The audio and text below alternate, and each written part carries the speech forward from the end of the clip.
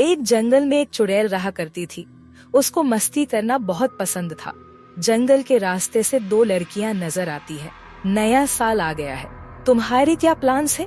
मैंने तो इस बार लिस्ट बनाई हुई है। ये दोनों क्या बात कर रही हैं? प्लान्स क्या होते हैं?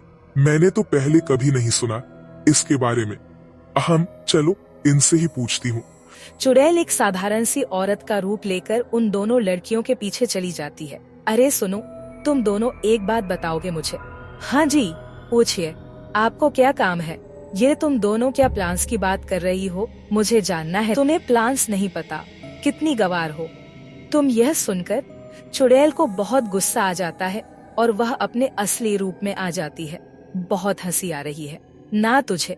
अब हंसना क्या हुआ? अब क्या हंसी बंद हो गई? नहीं नहीं, वो मेरा मतलब वो नहीं था। माफ कर दो, मैं अब नहीं होंगी। मुझे माफ कर दो, मैं अब नहीं होंगी। आप पर क्या, मैं आज के बाद किसी पर भी नहीं होंगी। लेकिन चुड़ैल बहुत गुस्से में होती है और वह उस लड़की की गर्दन हाथ में पकड़कर मोड़ देती है, जिससे वह लड़की वहीं मर जाती है। यह देखकर पहली लड़की बहुत डर जाती है। आपने उसको क्यों मार डाला? वह बस मजाक कर रही थी और मैंने तो कुछ बोला नहीं है।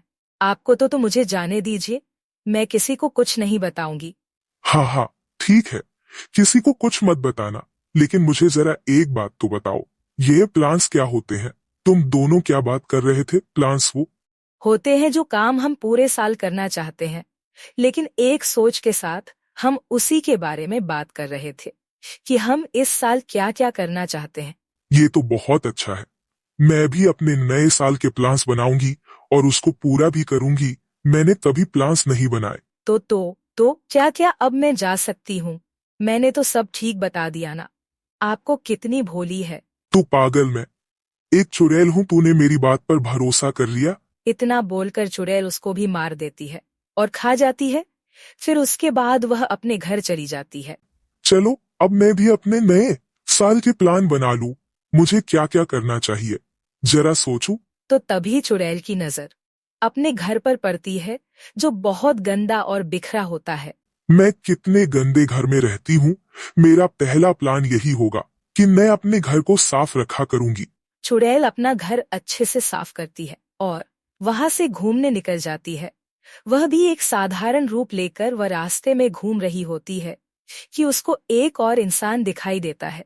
मेरा अगला प्लान यही होगा कि मैं घूम घूम कर लोगों को मारूंगी।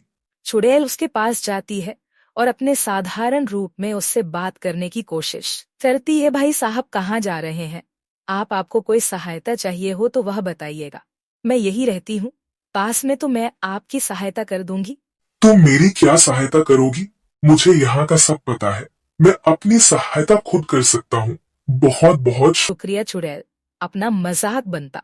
देख, एक बार फिर अपने असली रूप में आ जाती है और उस इंसान को गुस्से से देखने लगती है। अरे, तुम तो बहुत भयानक हो। मुझे माफ कर दो। मैं अब ऐसा कभी नहीं बोलूंगा। चलो तुम कर दो मेरी सहायता। अब तो इन सब बातों के लिए बचेगा ही नहीं। और फिर वह चुड़ैल उस आदमी को भी बहुत भयानक तरीके से मारकर खा आ जाती है और फिर आगे जाने लगती है। अब क्या करूं? दो प्लान्स तो बना लिए, और कौन से प्लान्स बनाऊं बाहर जाकर देखती हूँ। ऐसा बोलते बोलते चुड़ैल एक गांव में पहुंचती है। वहां वह देखती है कुछ बच्चे नए नए खेल खेल रहे हैं। 2 साले राजू और नन्हे अपनी अपनी पत्नियों के साथ उससे मिलने आते हैं। राजू धर्मदास से बोलता है,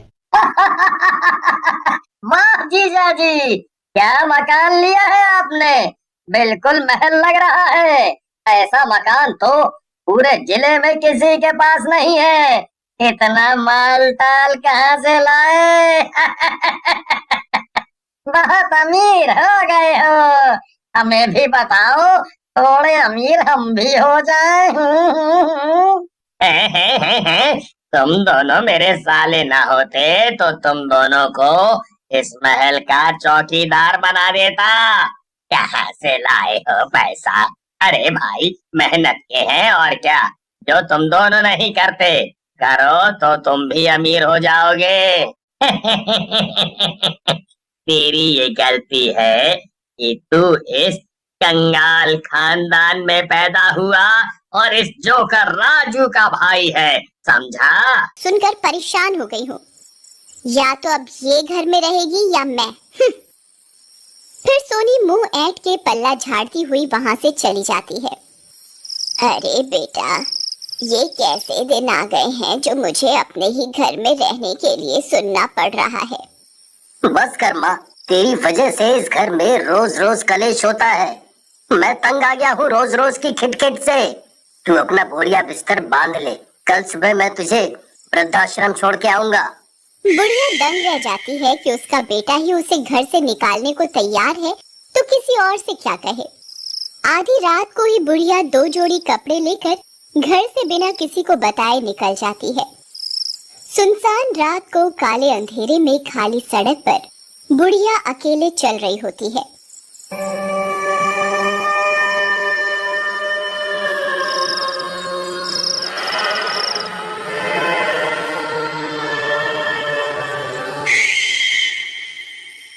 तभी सामने से एक गाड़ी आती है।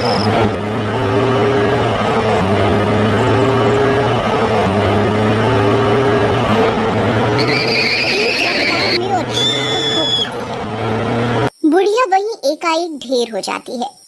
गाड़ी तेज रफ्तार में निकल जाती है। अकाल मृत्यु के कारण बुढ़िया एक चुड़ैल का रूप ले लेती है।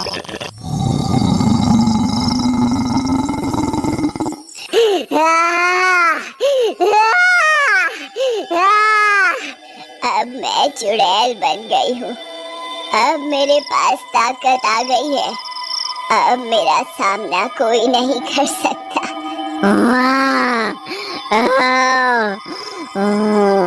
चलो चलते हैं अपने घर वापस। बूढ़ी चुड़ैल सुबह होने से पहले अपने घर वापस आ जाती है और एग में जाके बैठ जाती है।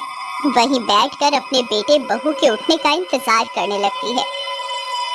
सुबह होने पर अलार्म बजता है। अजी अलार्म बंद करो, आज मैं थोड़ा लेट उठूंगी आराम से। वैसे भी रोज रोज के ड्रामे से मेरा सर दुखने लगता है। अरे भाग्यवान, उठ जाओ, आज मैं माँ को वृद्धाश्रम छोड़ने जाने वाला हूँ।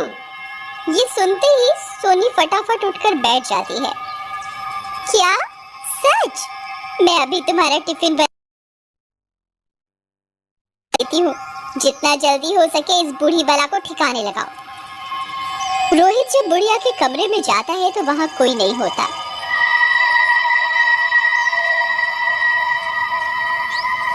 कमरा खाली पाकर वो सोनी को बताता है, चलो अच्छा ही है, बुढ़िया खुद ही कहीं चली गई, हमारी टेंशन ही खत्म हो गई।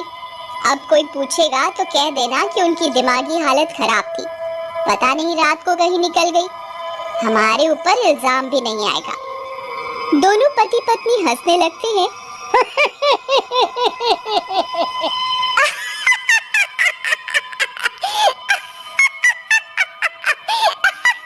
और अपने अपने रोज के कामों में लग जाते हैं। अच्छा, बहू तो बहू, बेटे को भी मेरी कोई परवाह नहीं।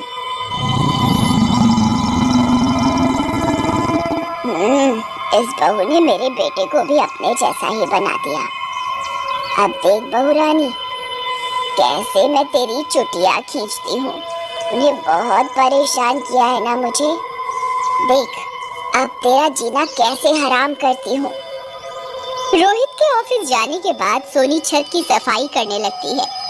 बूढ़ी चुड़ैल भी उसके पीछे पीछे जाती है। सोनी झाड़ू मारने लगती है। चुड़ैल साफ जगह पर फिर से कूड़ा बिखेरने लगती है। अरे ये कोना तो मैंने अभी साफ किया था।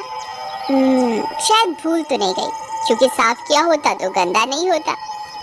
चुड़ैल सोनी के पीछे खड़ी होती है। सोनी वो जगह फिर से साफ करती है।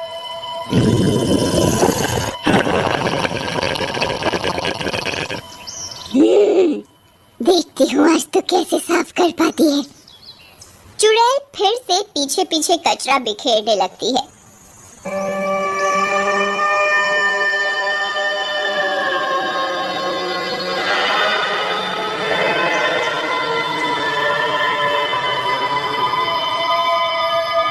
सोनी को समझ नहीं आता कि ये क्या हो रहा था उसके साथ।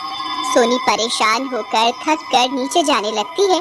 तभी बूढ़ी चुड़ैल जीने पर पानी डाल देती है और सोनी धम धम करती हुई नीचे जा गिरती है। चुड़ैल हंसने लगती है।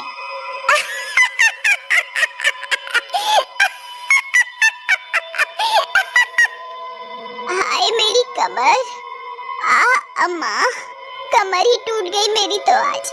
हे राम।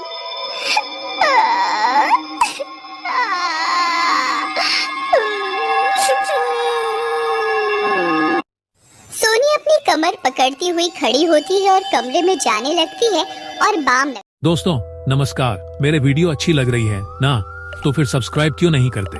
प्लीज सब्सक्राइब जरूर करें।